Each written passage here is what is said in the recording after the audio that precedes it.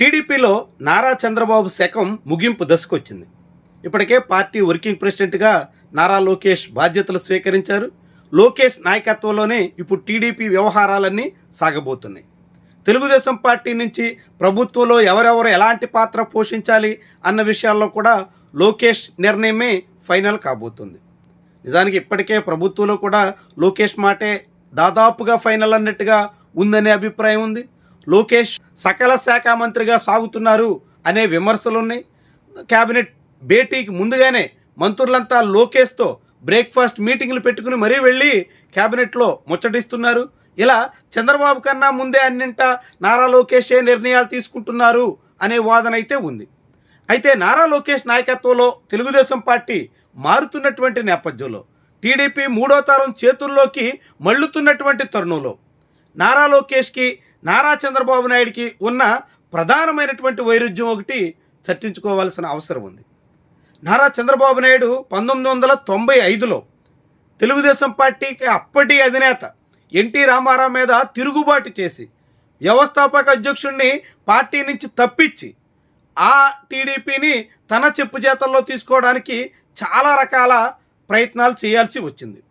ఆ తరుణంలో చంద్రబాబు నాయుడు వెంట ఉన్నటువంటి ముఖ్యమైనటువంటి కోటరీ ఎవరు అన్నది చూస్తే ఎర్రన్నాయుడు నుంచి దేవేంద్ర గౌడ్ వరకు, యనమల రామకృష్ణుడి నుంచి మాధవరెడ్డి వరకు ఇలా ఉద్దండులైనటువంటి అనేక మంది నాయకులు చంద్రబాబు క్యాంపులో క్రియాశీలకంగా వ్యవహరించారు.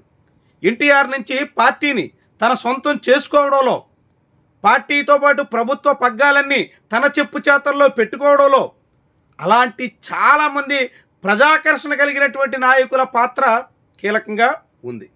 చంద్రబాబుతో పాటు ఆ నాయకులంతా ముఖ్య భూమిక పోషించినటువంటి కారణంగానే సునాయాసంగా ఎన్టీఆర్ను పక్కన పెట్టి చంద్రబాబు తన హవాని కొనసాగించడానికి అవకాశం వచ్చింది.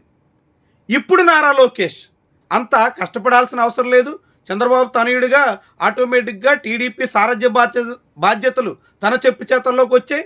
చంద్రబాబు పడిన కష్టంలో వేసమెత్తు కష్టం కూడా లేకుండానే నారా లోకేష్ సునాయాసంగా టీడీపీకి అధినేత కాబోతున్నారు. ఇప్పటికే వర్కింగ్ ప్రెసిడెంట్గా అంతా తానే అయినట్టుగా సాగబోతున్నారు. ఇలాంటి తరుణంలో మరి నారా లోకేష్ కోటరీలో ముఖ్యమైనటువంటి భూమిక పోషించే నాయకులు ఎవరు?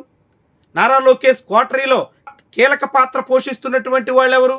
ఇదే చంద్రబాబుకి నారా లోకేష్కి ఉన్నటువంటి ముఖ్యమైన తేడా. చంద్రబాబు కోటరీలో యనమల రామకృష్ణుడు లాంటి వ్యూహకర్తలు కీలక పాత్ర పోషిస్తే నారా లోకేష్ కోటరీలో అలాంటి వాళ్ళు ఎవరు లేకపోగా కిలారి రాజేష్, సానా సతీష్, కేసినేని చిన్ని ఇలాంటి వాళ్ళే కీలకమైనటువంటి నేతలుగా వ్యవహరించబోతున్నారు.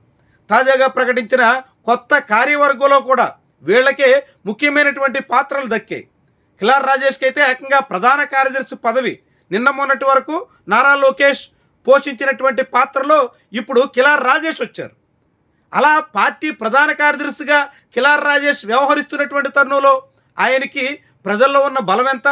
అసలు కిలారి రాజేష్ ఎవరు అన్నదే రాష్ట్రంలో అత్యధిక మంది జనాలకు కూడా తెలియనటువంటి వ్యక్తి ఇప్పుడు నారా లోకేష్ వ్యవహారాలు చక్కబెడుతున్నారంటే ఆయన ద్వారా తెలుగుదేశం పార్టీ వ్యవహారాలు ఎంత సమర్థవంతంగా సాగుతాయి, ఆయన కారణంగా టీడీపీ ఎంత పటిష్టంగా ముందుకు సాగే అవకాశం ఉంటుంది.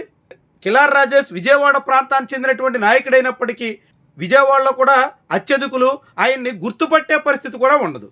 అలాంటి నాయకులను నమ్ముకుని ఇప్పుడు నారా లోకేష్ భవిష్యత్తు టీడీపీని నడిపించాలని సిద్ధమవుతున్నారు.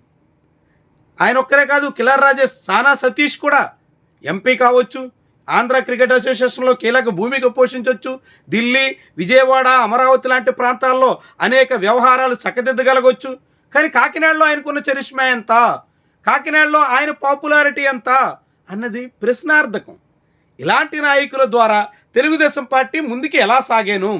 చంద్రబాబు నాయుడు అనేక ఆటుపోట్లు వచ్చినప్పటికీ నిలదొక్కున్నారంటే అప్పట్లో కోటగిరి విద్యాధర్రావు, అశోక్ గజపతిరాజు, దేవేంద్ర గౌడ్ ఇలాంటి చాలామంది నాయకులు పోషించినటువంటి పాత్ర చిన్నదేం కాదు.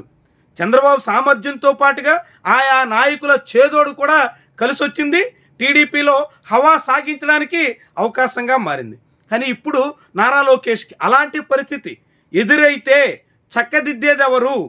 దాన్ని అధిగమించడానికి అసలైన మార్గాల్ని అన్వేషించగలిగేదెవరు?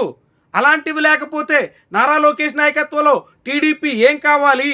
ఇలాంటి అనేక ప్రశ్నలు అయితే ఇప్పుడు వినిపిస్తున్నాయి. ఎందుకంటే నాయకుల కోటరీ అనేక విషయాల్లో కీలక పాత్ర పోషిస్తుంది.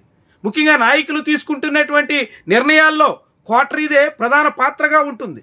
ఆ కోటరీలో నాయకుడు సన్నిహితులు ఎవరు, అత్యంత ముఖ్య భూమిక పోషిస్తున్నది ఎవరు అన్నదాన్ని బట్టే ఆ పార్టీ భౌతవ్యం ఆధారపడి ఉంటుంది. నీ ఫ్రెండ్ ఎవరో చెప్తే నువ్వు ఎలాంటివాడో చెప్తాను అనేటువంటి నానుడి మాదిరిగా కోటరీలో కీలకంగా వ్యవహరించే నాయకులు ఎవరన్న దాన్ని బట్టే ఆ పార్టీ నిర్ణయాలు ఉంటాయి. అదే ఆ పార్టీ భవిష్యత్యాన్ని నిర్ణయించేటువంటి విషయంగా కూడా ఉంటుంది. మరి ఇలాంటి తరుణంలో చంద్రబాబు కోటరీతో పోలిస్తే నారా లోకేష్ కోటరీ ఏ పార్టీదన్నట్టు, ఎంత ప్రభావితమైందన్నట్టు, ఎంతగా ప్రజల్లో తమ పట్టు ఉన్నటువంటి వాళ్ళు ఉన్నట్టు, ఇలాంటివన్నీ ముఖ్యమైనటువంటి ప్రశ్నలు. అయితే కాలం మారింది. 30 ఏళ్ల నాటి రాజకీయాలతో ఇప్పటి రాజకీయాలను పోల్చడమా? అప్పటికి ఇప్పటికి ఏమైనా పొంతనుందా? చంద్రబాబుకి నారా లోకేష్ జమానాకి ఏమాత్రం ఆస్తిమ శాఖాంతరం సంబంధమే లేదు కదా. ఇలా రకరకాల మాటలు మాట్లాడవచ్చు.